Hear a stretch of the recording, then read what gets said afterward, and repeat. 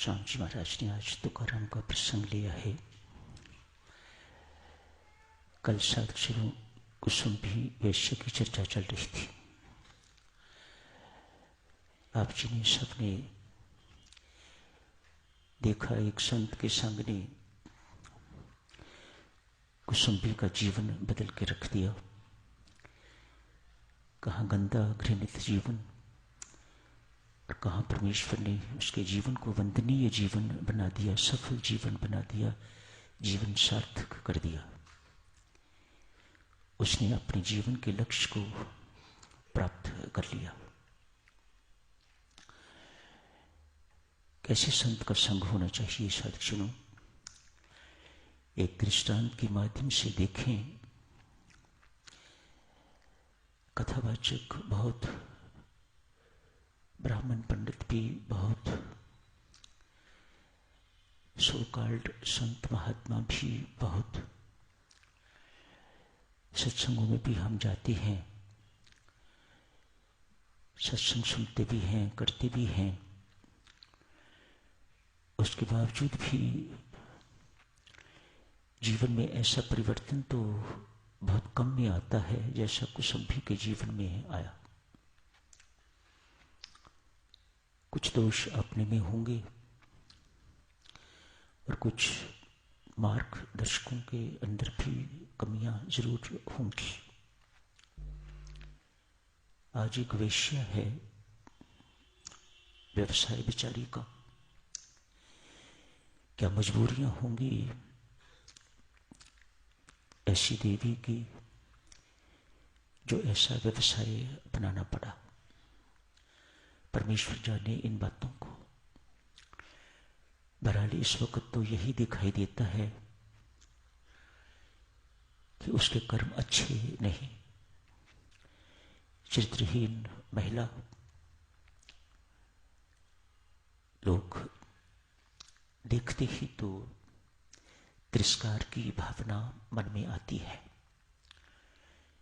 निंदनीय व्यक्ति ऐसे माने जाते हैं। परमेश्वर तो देवियों सबका है, संसार सबका नहीं। संसार तो गिने चुनों का ही हुआ करता है। अपनों के साथ ही संसार का मोह होता है, लेकिन परमात्मा का तो सबके साथ है। उस बेचारे की कमजोरी है ये, उस बेचारे की लाचारी है ये। वह अपने बच्चों से प्रेम किए बिना रह नहीं सकता। जानता भी वही है किन कारणों से, किन मजबूरियों से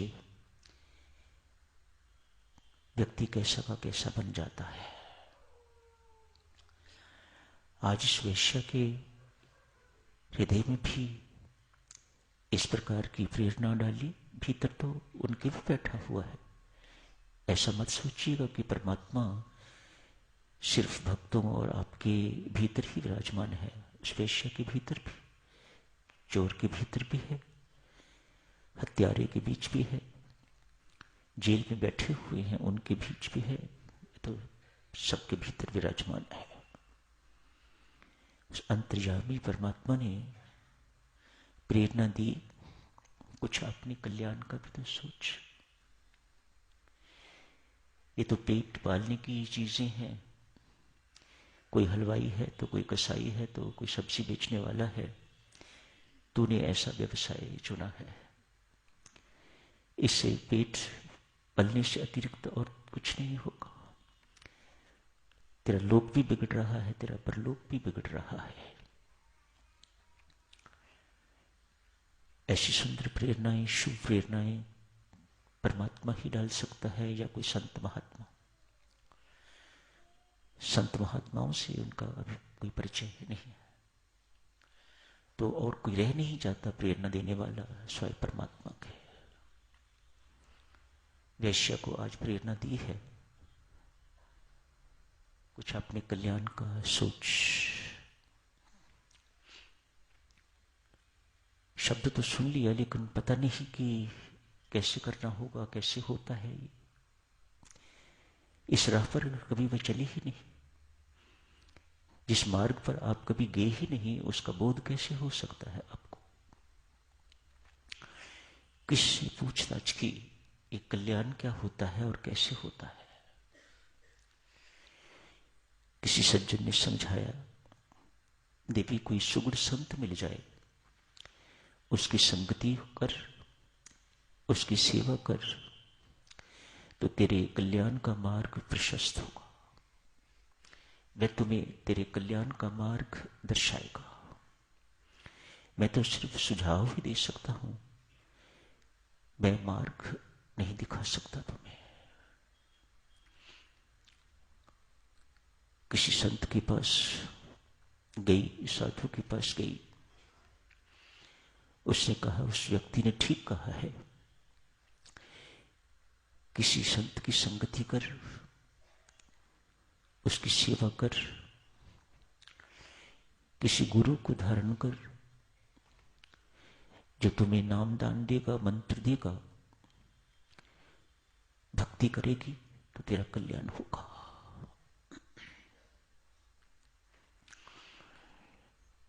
किस संत के पास जाए ये भी नहीं बताया। वह भूल गई होगी, मैं कहाँ जाऊं, किसके पास जाऊं, कौन है गुरु महाराज, कौन होते हैं, उनको इन सब का किसी का पता ही नहीं। किसी ब्राह्मण के पास गई पूछने के लिए, तो ब्राह्मण ने कहा, संत तो आजकल दंभी होते हैं, झूठे होते हैं, बनावटी होते हैं, ब्राह्मण है सबका गुरु, किसी ब्राह्मण की शरण में जा, उनकी सेवा कर तो तेरा कल्याण होगा। पर पहले की बात जची, अतएव कुछ गुरुओं का पता करके तो उनके पास जाना शुरू किया।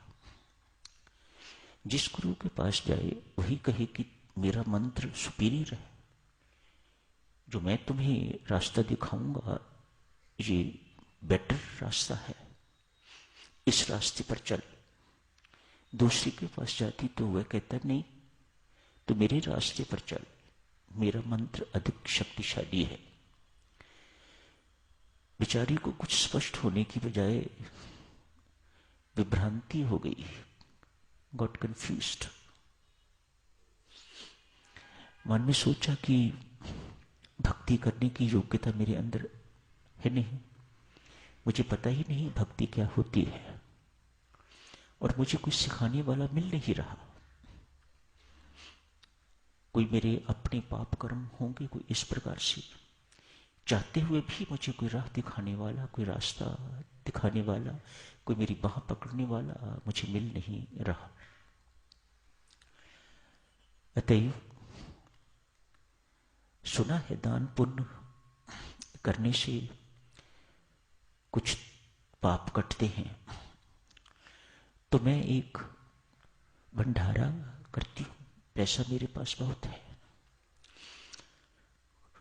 तो मुख्यतः तो मैं भंडारा, अब ब्राह्मण कहते हैं हम श्रेष्ठ हैं, साधु कहते हैं हम श्रेष्ठ हैं, मुझे समझ में नहीं आता कि मैं किसका वर्ण करूं, तो मुझे भंडारा ही करना है। अपनी वैश्य संप्रदाय जितना भी है मैं उनको बुलाती हूं, और जो और कोई आ जाए आ जाए। आज एक भंडारे का आयोजन किया। मानो दान से पुण्य जो लाभ होता है वह उसने उसके अंदर लेने की प्रेरणा हुई। रसोईया आ गया हुआ है, रसोई तैयार हो रही है, वैश्याओं का आना जाना भी हो गया है।